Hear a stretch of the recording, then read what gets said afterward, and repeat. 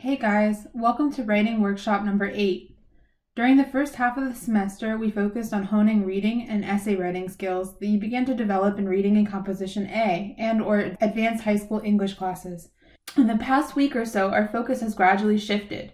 For the remainder of the semester, we will be spending a lot of time learning proper methods for conducting original qualitative library research. These skills will culminate in the final research paper due at the end of the semester. At the beginning of the semester, we discussed the general differences between primary and secondary sources, and you did some exercises to help you learn how to read secondary sources more effectively. You've been practicing that skill through our discussions of secondary readings throughout the semester. Today, we will be talking about different types of secondary sources, or rather, the different applications of secondary sources to humanities research, since often a secondary source can be used in different ways depending on your research topic. By the end of this workshop, you should hopefully have a better sense of what types of sources you should be looking for when planning research, how other scholars apply secondary research to their close reading of primary sources, broader research applications for class secondary readings, and how to approach general library research with more confidence and intention. In one of our first writing workshops, you learned the difference between primary and secondary sources. As we previously discussed, primary sources are typically the source where the object of study first appeared. It is the original source, if not the primary object to be studied, then sources from the same time period that relate to it. The number one criteria for primary sources is that they are the sources that we read closely and analyze in order to make an academic argument. They are the focus of our academic argument. In contrast, secondary sources are the sources that report, analyze, discuss, and/or interpret primary sources in a given piece of research. They can be contemporaneous with the primary sources you are studying or written after the fact.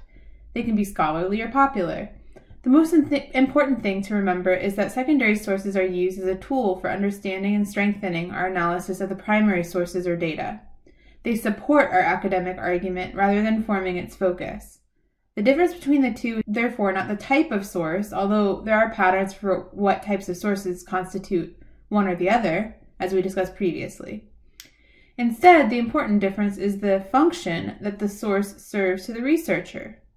To recap, primary sources are original sources, the objects of our analysis and close reading, and secondary sources are tools researchers use to make sense of and analyze their findings. There are 4 major ways to apply secondary sources in library-based humanities research. These categories aren't set in stone, but are instead ways to help you plan which types of sources you need for your research. However, once you read a scholarly source, you may find that it has more than one application to your paper. For instance, factual information in the book might provide scholarly context for parts of your argument, but the book's overarching claims might allow you to engage with it in scholarly discussion in your own argument. You should work with the source to determine how you relate it to your argument. But don't force it. When you check out a book from the library, you may think that it will provide a scholarly lens for your argument, for example, but you may find that it is more helpful at providing context. Remember that research is about inquiry, and sometimes our findings are not what we expect. I'm now going to briefly describe each of the 4 applications outlined here: critical lens, context, scholarly discussion, and definitions. To explain these concepts, I'm going to use a hypothetical research paper with hypothetical secondary sources. Hermione Granger is working on a research paper for her History of Magic class at Hogwarts. Due to her interest in elf welfare, she's decided to write about house elf-wizard relations in the early 20th century. Let's see how she can apply her research sources. The first possible application is one that you're already familiar with from last week's workshop, using secondary sources as critical lenses to frame all or part of an academic argument. This is the main way you will be using secondary sources in your scholarly lens paper. These sources serve as tools for understanding and describing philosophies and concepts pertaining to the researcher's reading of the primary source. They often serve as frameworks for understanding important elements of the argument. Often, these sources aren't written directly about the same primary source that the researcher is focusing on, but instead describe broader concepts that can be applied to a variety of disciplines. Feel free to bring in theory from subjects that interest you if you feel that they could provide a useful framework for your argument about a literary text. Your scholarly lens paper will use one secondary source as one lens, but many research papers contain multiple critical lenses. You may only discover critical lenses after doing contextual research and close reading.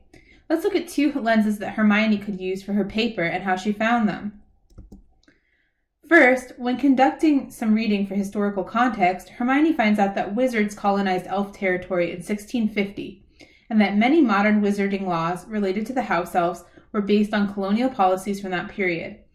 She reads a book by a famous post-colonial theorist and applies concepts from it to understand the lasting trauma such laws inflict on colonized people and elves. Next, when researching a section of her paper on a predominant elf organizer, Hermione learns that he was heavily involved with the Hogsmeade Socialist Party.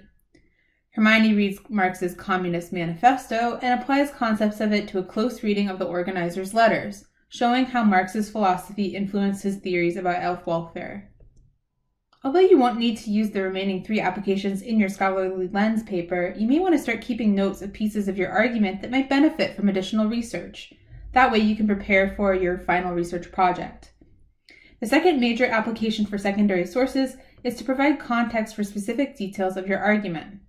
These sources are extremely common in literary research and are used as ways to better understand the smaller details of your argument.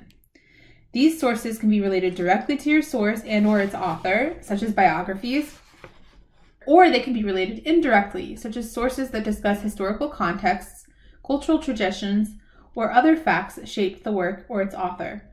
Like the critical lens approach, these sources are often interdisciplinary, although they are generally more targeted and specific. You will likely have lots of possible avenues to pursue contextual research for your final paper, so keep note of topics you might want to look up. Let's turn back to Hermione's paper to see how she applies contextual research. Hermione is researching a section of her argument that relates to elf efforts to organize against wizard oppression. Although she is focusing on the 20th century, she realizes that she needs to provide some context for how activism in the elf community worked earlier on. Since this is outside of her period and scope of study, she finds a historical monograph that discusses elf political history in the 19th century to provide information for this section. Don't feel pressured to do all of the heavy lifting yourself. You can use secondary research to get information about important details that are outside of your scope of inquiry. The next application for secondary sources is to engage with them as in a discussion or debate about your topic and/or primary sources. This approach is akin to a literature review in the sciences. These sources often relate directly to your primary sources or topic of focus and usually come from within your academic discipline or a closely related one. Scholars use such sources to establish their argument's place within broader academic conversations and to show why the argument is doing something unique and important. Occasionally, such resources are also used to describe theories about elements of the primary source that are indirectly related to the argument. We won't be working with this type of application in a lot of depth this semester, but in our last writing workshop, we will focus on how to engage in such discussion if you choose to do so in your research paper.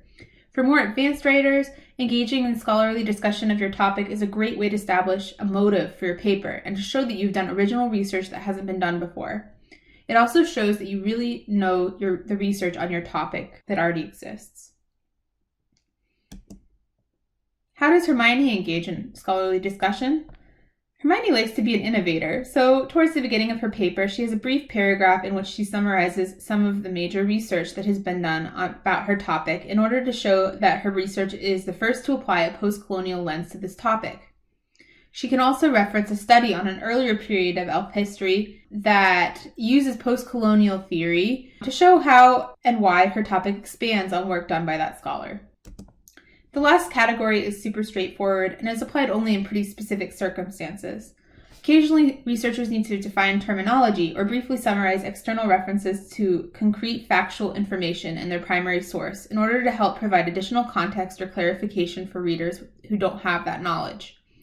In this case, it's helpful to use scholarly reference sources such as encyclopedias or dictionaries in order to provide this objective, factual information in an intellectually rigorous way. That means that you should use scholarly reference sources that cite their sources, such as the Oxford English Dictionary or Literary Encyclopedia, rather than general reference websites such as Wikipedia or dictionary.com. These sources have significant clout, so it is safe to assume that the facts contained there are accurate. Use such sources sparingly and only when you feel clarification is needed. Too many definitions or summaries of small facts may actually make your paper awkward and less clear. Let's look at one way Hermione has applied this type of source. Hermione learns that elf activists often also spoke out on behalf of doxies, a small fairy population that is unfamiliar to many modern wizards. In order to clarify the significance of elf collaboration with doxies, Hermione explains a bit about doxies and their background, citing the entry on doxies in the famous reference manual, Fantastic Beasts and Where to Find Them. Okay, that was a lot of information, so where do we go from here? You don't need to jump into the research process just yet, but keep research in mind as you draft your scholarly lens paper, since it will serve as a draft of sorts for the final research paper. Make a research to-do list that you add to whenever questions emerge. You can look for applicable sources gradually as you read. Second thing to remember is to let the source guide you. Don't force it to do something that it can't, and keep an open mind about the ways in which you might be able to apply it. Your preliminary goals and assumptions might change as you learn more. Then, record MLA citations, important quotations, and page numbers as you read secondary sources. Keep all of your notes in a place that will be easy to find, such as a folder on your computer or a notebook. Think about and take note of possible applications each time that you read a new source, including sources that we read for class. Finally, you probably won't need to use every source you read, and some may not be applicable to your argument, so don't feel pressured to include everything that you come across in your research. Focus on the sources that you believe will help you make your argument in the best way possible. Research is like an iceberg, and a lot of the work and knowledge is under the surface. Only a little bit is visible in your writing, but the part and process beneath the surface is still important for forming a foundation for your argument and for your future expertise. That's it for today. You can find additional information in your handout and in the skill building exercises on the B Courses module. Good luck.